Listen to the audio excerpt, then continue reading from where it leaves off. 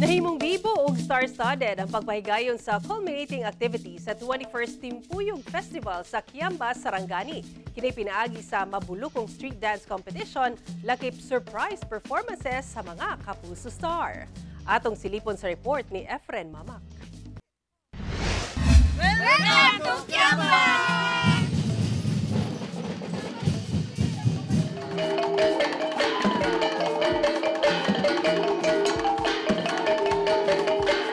Daw gipandungan sa 2,455 ka mga payong ang gipahigayon nga street dance competition agig pagsaulog sa Timpuyog Festival nga gipahigayon sa Municipal Grounds sa Kiamba, Sarangani niadtong Biyernes.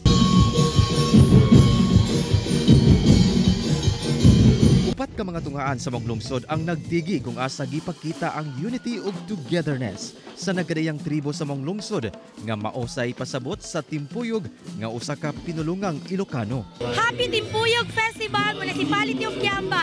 Super enjoy na! Gideklarang kampiyon sa mong competition ang contingent sa Kiamba National High School nga nakadawat og 250,000 pesos. Ang konsepto nila sa sayaw mao ang pamana sa paghabi sa tulo ka tribo. Yung isa po is Taboli, paghahabi po ng Tanalak. Ang isa naman po is Maguindanao, paghahabi po ng Inaol. At Christian Settlers is paghahabi po ng tela na ginagawang barong. Nihatag sa pugdugang kalipay sa maong aktibidad ang dance performance sa mga pulis gikan sa Police Regional Office 12.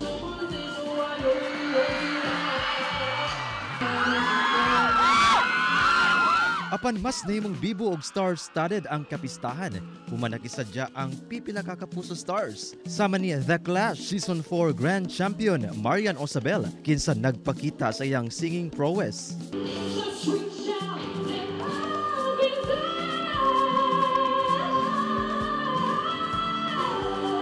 Nagpakiligsab sa fans si E.A. Guzman.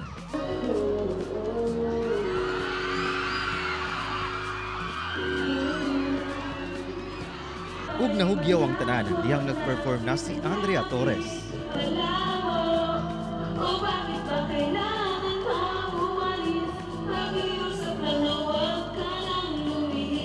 Ang sarap lang na magkaroon ulit ng chance na makapag-reach out sa mga kapuso kasi it's been a while since yung last ako naka-visit ng Sarangani. Worth it yung pag-travel namin papunta dito. Mas lalo po kami naging excited, nag-look forward na mag-perform. Siyempre, grabe yung lahat ng ambience, yung mga tao, grabe yung energy, very positive. And ang sarap mag-perform sa harap nila.